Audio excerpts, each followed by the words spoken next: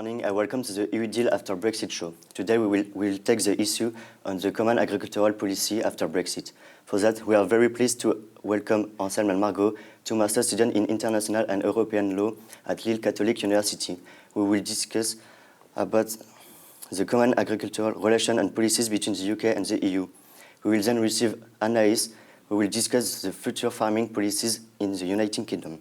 So as you all know, the UK has officially left the United Kingdom on January 2020. However, the future relation between the UK and the EU will still remain uncertain and the negotiations have just begun.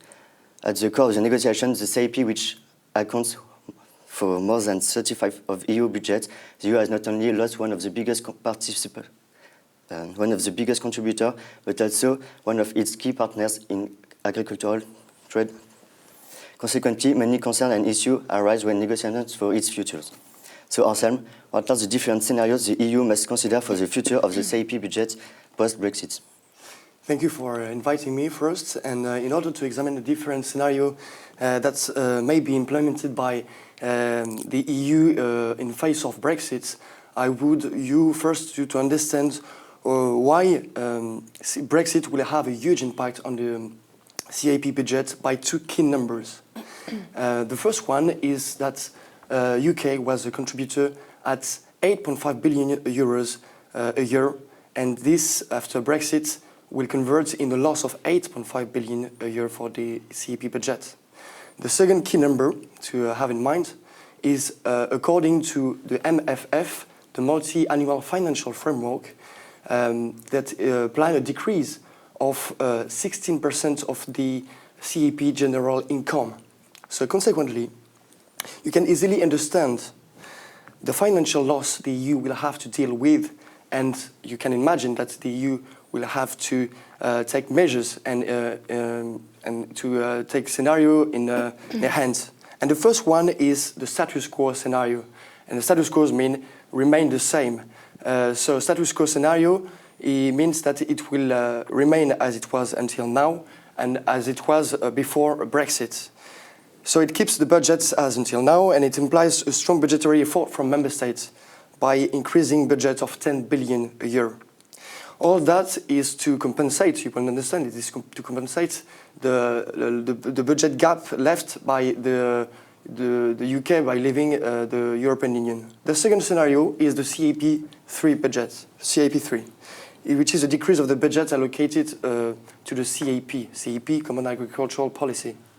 And it is the most likely to be implemented, and it threatens the most dependent countries to the CAP redistribution through direct payments, like, for example, Poland or Portugal, or, for example, Greece. And while at the same time, it benefits the greatest contributor that will pay less to the CAP. And finally, we have a third scenario, which is CAP10, and it plans a decrease of the CAP expenses of 20%, by 20%, which is a step further CAP3. So it implies a funding cut of 10 billion euros. And once again, it will help the greatest contributor that will be the greatest winners of such a scenario. On the contrary, it will be very difficult, and the smaller country will be very affected by this scenario, because they will receive less direct payments. So to conclude and to answer your question, these are the scenarios to envisage.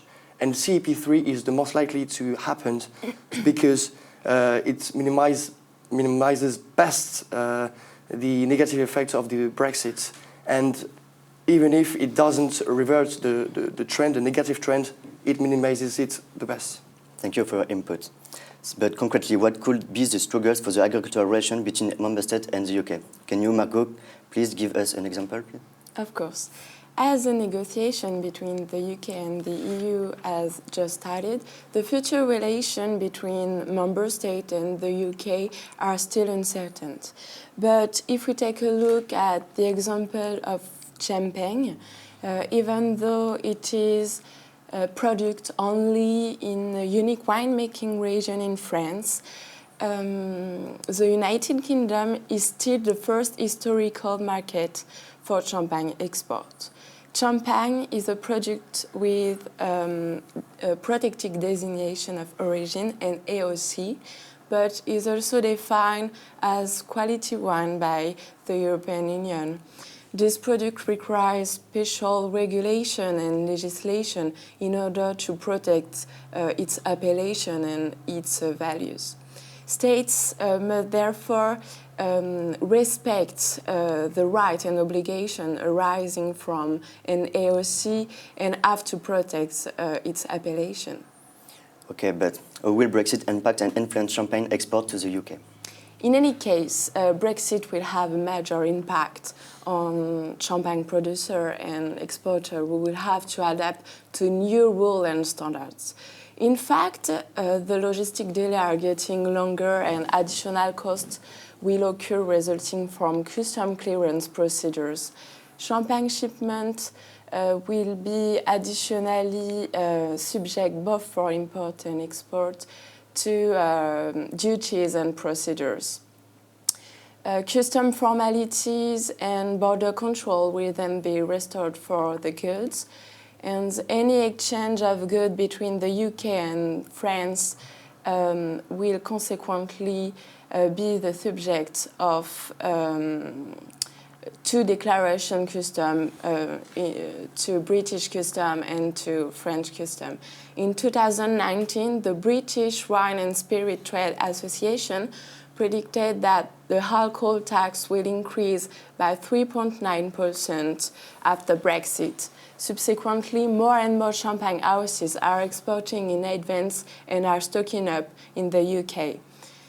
As you may see, the unpredictable consequences arising from Brexit already urge agricultural producers to be informed on the subject and ready for change. Thank you, Anselme and Margaux, for your intervention. We'll now take a look at the future farming policies in the UK with Anaïs.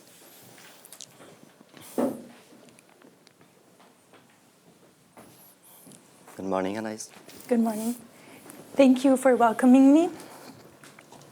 So one must firstly note that in June 2017, the UK government announced the drafting of a new agricultural bill ensuring a post-Brexit transitional plan for the farming support funding system in the United Kingdom. The government seized the opportunity to elaborate a new model based on public monies for public goods, which would offer a better protection for farmers who share a high level of concern for animal welfare, the environment, and public health. The new bill has formally been introduced in January 2020 and is said to have transformed British farming, as agricultural producers will no longer be rewarded based on the size of their property, but rather on their contribution to public interest and public good. Many factors must be taken into account, such as the improvement of water, soil quality, the use of antibiotics in live farming stocks, or even the working conditions of their employees. This new model will completely replace the subsidies model under the Common Agricultural Policy and would, from a distributional perspective, fund the farmers that are the most in need and deserving. But will there be a transitional period of time for the farmers?